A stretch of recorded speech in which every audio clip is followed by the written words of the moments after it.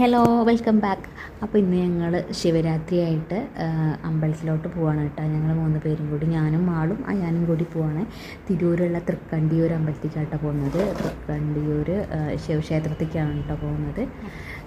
അപ്പോൾ അതാ മോനതാ കുളിപ്പിച്ച് റെഡിയാക്കിയിട്ടില്ല. ഞാനിവിടെ പമ്പേഴ്സൊക്കെ ഇട്ടിട്ട് ബെഡിലിരുത്തിക്കാം കേട്ടോ. ആ ടൈം കൊണ്ട് ഞാൻ വേഗം റെഡിയായി.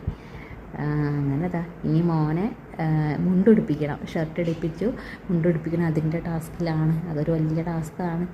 അതിൻ്റെ ഇതൊക്കെയാണ് കാണുന്നത്. ഇനി അത് ടി വിയിലതാ കൊമ്പനാണ് കേട്ടോ സോങ് ഇട്ട് കൊടുത്ത്. അപ്പോൾ അവിടെ ഇരുന്ന് കേട്ടോ. അപ്പോൾ ആ ഒരു ഇതുകൊണ്ട് അതിൽ നോക്കിയിരിക്കുന്ന ആ സമയം കൊണ്ട് ഞാൻ വേഗം മുണ്ടുടുപ്പിച്ചിട്ടോ. എങ്ങനെയാ ഒട്ടിക്കുന്ന മുണ്ടാണ്, എങ്ങനെയൊക്കെയോ എനിക്കുണ്ട് മുണ്ടെടുക്കാനൊക്കെ അറിയുന്നത്.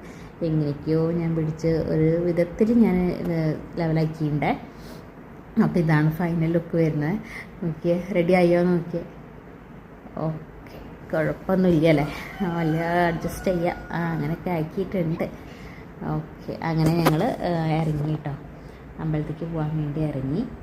അപ്പോൾ ഇറങ്ങി വരുമ്പോൾ നമ്മളെ അവൻ്റെ വല്യമ്മി ചേച്ചി കൂടി പോകുന്നുണ്ട് കേട്ടോ. അപ്പോൾ അത് കണ്ടപ്പോൾ അവരെ കൂടെ വീട്ടിലോട്ട് പോകും. അവർ അമ്പലത്തിൽ പോയി വന്നു. അപ്പോൾ അവരെ കൂടെ പോകാൻ വേണ്ടി വാശി പിടിക്കുകയാണ്. അപ്പോൾ അത് അവിടെ നിന്ന് എടുത്തോടുന്ന് ഞങ്ങൾ നേരെ ഓട്ടോ ഒക്കെ പിടിച്ച് പോവാണ് കേട്ടോ. ഓട്ടോയിലാണ് കേട്ടോ ഞങ്ങൾ പോയത്. പിന്നെ ഞാനത് ഞങ്ങൾ അമ്പലത്തിലെത്തിയിട്ടുണ്ട് കേട്ടോ.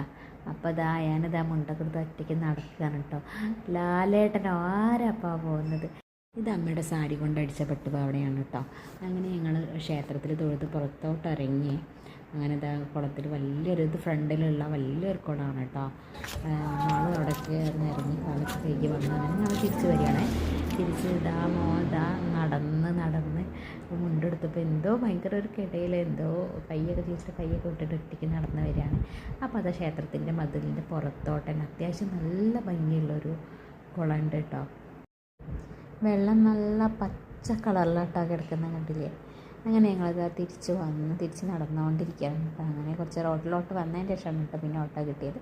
ഇത് അതിൻ്റെ തൊട്ട് മുന്നേ ഞങ്ങൾ കുറച്ച് 2-3 പഴംപൊരി പിന്നെ കോൽമിഠായിയൊക്കെ മേടിച്ചു. അപ്പോൾ ആ കോൽമിഠായി ഇങ്ങനെ തിന്നുകൊണ്ടിരിക്കുമ്പോൾ ഉറങ്ങി കേട്ടോ.